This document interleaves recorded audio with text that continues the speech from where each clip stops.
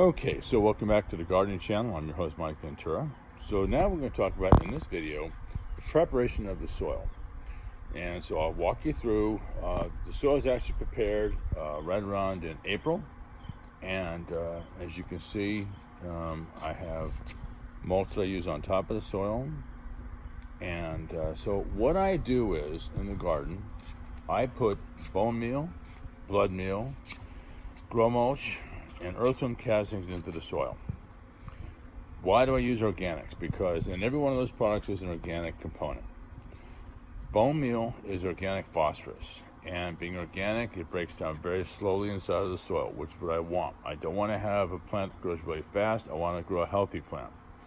So bone meal does a very good job for developing a strong, healthy root system.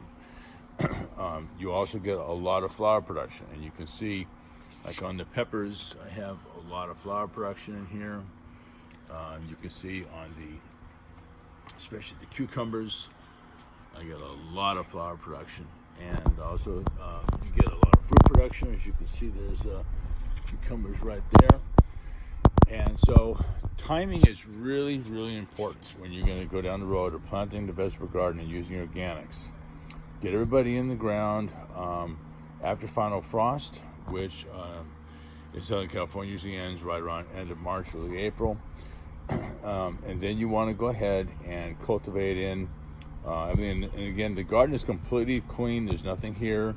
But you go ahead and you put the bone meal, the blood meal, the earthworm castings, and grow mulch all together into the soil. And what's nice is they play very, very well together. The cottonseed meal, the blood meal is organic nitrogen. And what I want to do is I get a nice steady production of growth, nice deep green foliage, because nitrogen is essential for color and growth. It's not going to grow fast. I'm not after a fast growing plant. I want to grow a healthy plant. Also, being organic, it breaks down slowly. The blood meal reacts very well with the bone meal. So again, I don't have any problem with any kind of burn. I'm not burning any root hairs. I'm growing a nice, steady, healthy plant. As far as the earthworm castings go, earthworm castings are essential for introducing plenty of nutrients inside of the soil. And basically what you're doing is you're unlocking the nutrients that are inside of the soil so it becomes available to the root system. That is what you're doing. So if you're using synthetic products that tend to react really fast, what ends up happening is you can actually damage the root system, or more importantly, it just grows a green plant, but not so much just a healthy plant. So using organics is a nice, consistent, steady growth. And so one of the keys also is that you want to introduce as much available oxygen into the soil. That's where the grow mulch comes into play.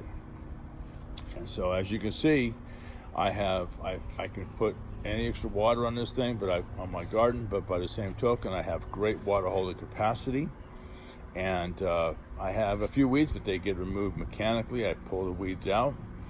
Also, by incorporating drip irrigation, I cut down on a lot of the weeds because I put the water directly where it's at. So by incorporating the organic components and timing, I get everybody in the soil before the garden is actually even planted. Everything's mixed in, and then I go ahead and I set the garden up as far as what gets planted, but the entire garden has all those organics inside of it.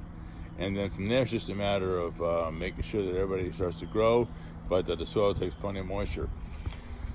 Also, you can see the mulch that I use. And there's just an example of the mulch that I work with. And what it does a great job of keeping soil compaction down, keeps the weed population down, keeps the moisture inside the soil. So when it starts getting hot, I don't have a problem with evaporation of all the moisture. So there's plenty of available moisture inside of the soil for the root system. And so it does a really good job. So it's important that when you're setting up the garden, and you want to obviously set it up for success, how you prepare the landscape, how you prepare the garden so that the garden actually produces for you. And that's how I set my garden up. Again, I set it up based on timing, and in this case, I wait until after final frost. I go through, like I say, I want to really push a strong, healthy root system. And you can see, like on the trunk of that tomato right over there, that's an example of what phosphorus does, because it grows a really strong, healthy root system down there, which in turn is going to produce a nice, healthy stand of fruit. and phosphorus is also essential for flower and fruit production. So getting organics down there before the season gets going is super important, because organics tend to take a longer time to break down. But in the end, it works great because why? You have a nice steady supply of nutrients for the plants, and I get plenty of flower production out of it. So if you kind of tie these videos together between timing of when you're going to do it, what you're going to use, how you apply your irrigation, using companion plants in the garden, you stand to have a pretty good chance. And don't be afraid, as I've said also, to try going vertically when you're growing plants such as zucchini. You'll find out you're very successful with it. Obviously, you can be very successful growing cucumbers. Here's a nice example of it.